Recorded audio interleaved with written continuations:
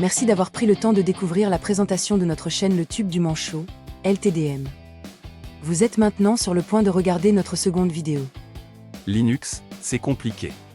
Et nous allons justement vous prouver le contraire en démystifiant tout ça, simplement et clairement. Bon visionnage et bienvenue dans l'aventure LTDM. Les idées reçues à propos de Linux. Quand on parle de Linux, beaucoup d'idées circulent.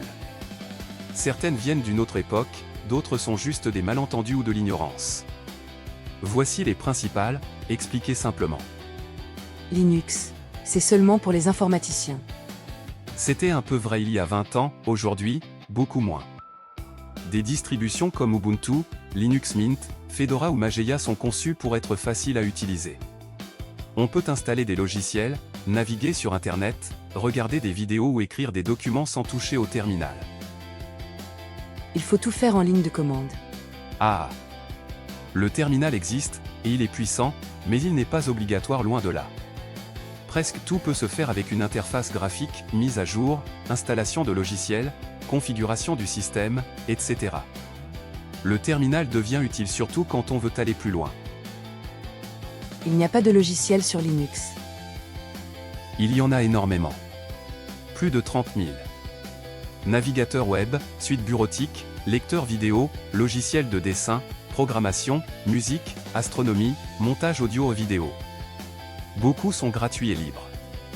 Certains logiciels populaires existent aussi sur Linux, Firefox, VLC, LibreOffice, Blender, Stellarium, Scribus, etc.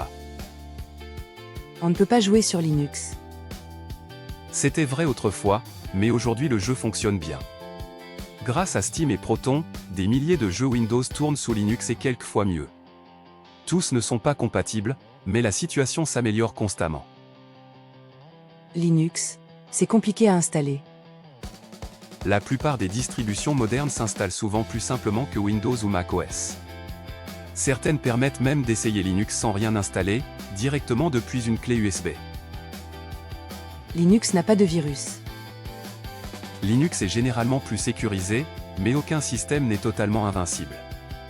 La bonne nouvelle, c'est que les virus sont beaucoup plus rares, et le modèle de permission limite les dégâts. Linux, ce n'est pas compatible avec le matériel. La compatibilité est aujourd'hui très bonne pour la majorité du matériel courant, Wi-Fi, Bluetooth, imprimante, carte graphique. Des problèmes existent parfois, scanners intégrés, et surtout avec du matériel très récent ou très spécifique. Si certains constructeurs donnaient les spécifications du matériel qu'ils proposent, le rétro-ingénierie ne serait pas nécessaire et les pilotes beaucoup plus rapidement disponibles. Certains l'ont bien compris. Plus il y aura de systèmes GNU Linux installés, plus ils fourniront les drivers qui vont bien. Il n'y a qu'un seul Linux. En réalité, il existe de nombreuses distributions, Ubuntu, Debian, Arch, Fedora, Mageia, Linux Mint, etc. Il y en aurait plus de 500. Elles partagent un même noyau, mais proposent des philosophies et des outils différents. Certaines sont faites pour débuter, d'autres pour les utilisateurs avancés. En résumé, Linux n'est plus un système réservé aux experts. Il peut être simple, stable, rapide et gratuit. Le plus important, c'est d'essayer par soi-même. Une clé USB bootable suffit souvent pour découvrir sans risque. Alors, essayez.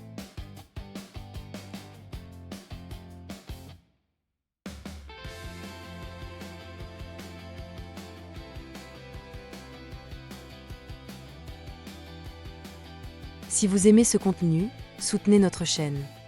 Abonnez-vous au Tube du Manchot.